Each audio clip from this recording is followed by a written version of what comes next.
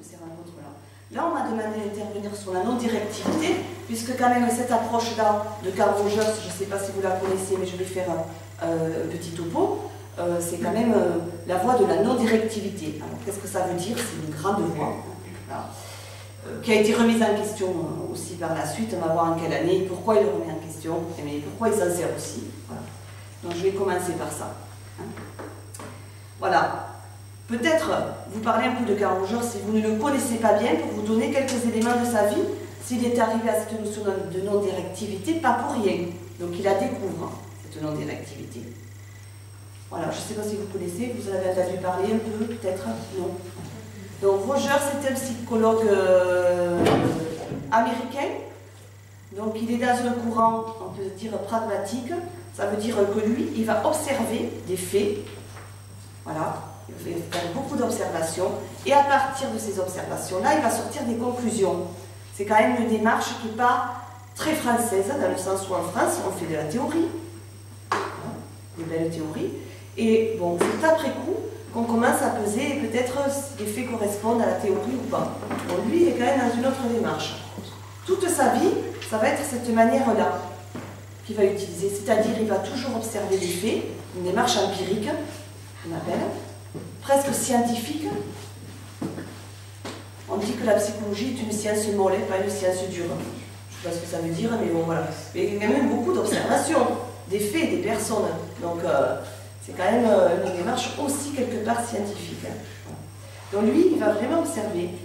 Il vient d'une famille protestante rigide, voilà, puritain à l'époque. Il le décrit, hein, il parle de sa vie. Il y a toute une autobiographie. Il parle en je suis. J'ai vécu, j'ai fait, voilà. Et ça, c'est captivant à lire pour un psychologue, justement. Il s'intéresse aussi à la connaissance de lui-même. Il parle de lui-même. Donc, assez rigide, il le dit, il vit avec. C'est des parents aussi qui sont dans l'agriculture. Donc, la première chose dont il va s'intéresser, c'est l'agronomie. Il va vraiment s'intéresser aux plantes, aux arbres, enfin tout ce qui pousse, à tout ce qui est vivant, aux animaux aussi. Il va avoir ce savoir d'observateur de la nature. Et ça, c'est son premier moment, on peut dire, dans sa vie, qui va être déterminant. De là, il va sortir, justement, certaines choses primordiales. Et je vais vous les dire dans l'après-coup. Première chose, il devient adolescent, bien sûr, il grandit, voilà, il se dit quelles études je vais faire, donc agronomie, bien sûr. Et puis, lors d'un voyage en Chine, il part en Chine avec des étudiants, il découvre qu'effectivement, il y a d'autres religions, d'autres voies, d'autres personnes qui pensent autrement. Et là, ça le chamboule complètement, en fait. Cette expérience-là de vie va lui faire dire, oui, il n'y a pas que le protestantisme, il n'y a pas qu'une manière rigide de voir les choses aussi, en tout cas dans cette voie-là, parce que le protestantisme, ce n'est pas que rigide, bien sûr, mais en tout cas, là-bas où il était, c'était quand même assez rigide, d'accord ? Voilà, donc il va en Chine, il découvre le taoïsme, tout ça, donc il fait cette expérience-là avec des étudiants chrétiens, ils partent tous, voilà. Il revient, il est complètement changé aussi dans sa vision des choses, il se dit vraiment, il y a une diversité humaine qu'il faut que je découvre. Il va aller vers ça. Il s'intéresse quand même à la religion, bien sûr, il a baigné dedans pendant des années, il va faire un séminaire pour être pasteur. Et pendant ce séminaire, il va faire une expérience, il évacue le prof, en fait. Il dit au prof, mais nous on a envie de fonctionner en groupe tout seul. Voilà. Il va fonctionner pendant une série de séances tout seul. Bon, bien sûr, dans ces écoles-là, il faut toujours quelqu'un qui vienne contrôler, donc il y avait des personnes qui venaient les contrôler mais qui ne disaient rien. Et là, il découvre qu'en fait de fonctionner ensemble, au bout d'un moment, on arrive à quelque chose, c'est pas le chaos. C'est pas indéfinissable, c'est pas indifférencié. On arrive à une organisation. Et là, il se dit, mais être non directif, ça peut être intéressant. Parce qu'il se rend compte que chacun suit sa propre voie, à sa propre direction dans un groupe, mais arrive quand même à un collectif, à une organisation collective. Ensemble. Ils arrivent ensemble à quelque chose. Seconde expérience, il laisse tomber le séminaire. C'est radical pour lui. C'est-à-dire, il découvre vraiment la notion de non-directivité dans cette expérience-là, tout simplement. Il n'est pas psychologue encore, hein. D'accord. Donc après, il va commencer à étudier la psychologie, justement. Donc il y a plusieurs, plusieurs voies, la religion, entre guillemets, qui laisse tomber aussi parce que pour lui, l'être humain est trop déterminé par le péché, hein, l'être humain est mauvais, un peu, cette vision un peu déterminée de l'être humain. Donc ça aussi, c'est une raison pour laquelle il laisse tomber ses études de pasteur. Il va vers la psychologie. Il étudie à l'époque les grands psychanalystes. Qu'est-ce qu'il y a à l'époque? Il y a les grands psychanalystes en fait. Il n'y a pas autant de voix qu'il y a à l'heure actuelle. Donc c'est quoi les grands? C'est Freud, Adler, Rank.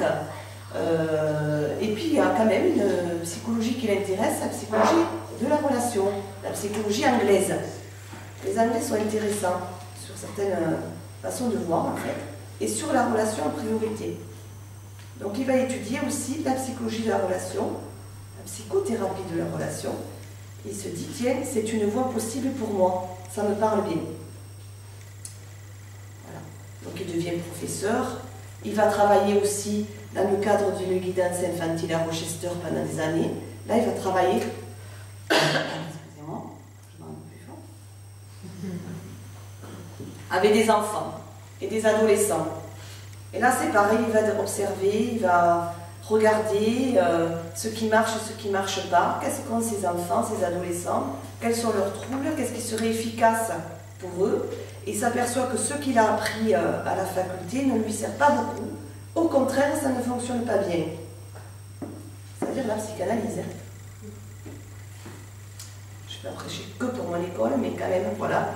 Ça ne fonctionne pas, donc il va se dire, on peut peut-être arriver à fonctionner avec autre chose. En plus, comme il est prof à un moment donné, ses étudiants lui disent, mais enfin, écoutez, ça ne fonctionne pas. Nous, on veut quelque chose qui fonctionne, en fait. On veut être efficace. On veut que dans nos entretiens thérapeutiques, on veut que dans nos accompagnements, les gens, vraiment, ils se développent, ils avancent. Ils retrouvent leur bonne santé, quoi. Voilà. Donc, il est poussé par ses étudiants à faire des études. Il va étudier les réponses des thérapeutes, de divers thérapeutes, sur plusieurs années. Alors, je vous épargne les tests qu'il a pu entreprendre, les questionnaires, etc. Mais c'est très précis. Il étudie toutes les réponses de chaque thérapeute, jusqu'à arriver à dire, à un moment donné, il y aurait des attitudes de base essentielles à la relation interpersonnelle. Je ne dis pas qu'avec toute thérapeutique, je dis à la relation interpersonnelle. Il va s'intéresser à toute forme de relation. Des attitudes de base primordiales qui aident au développement.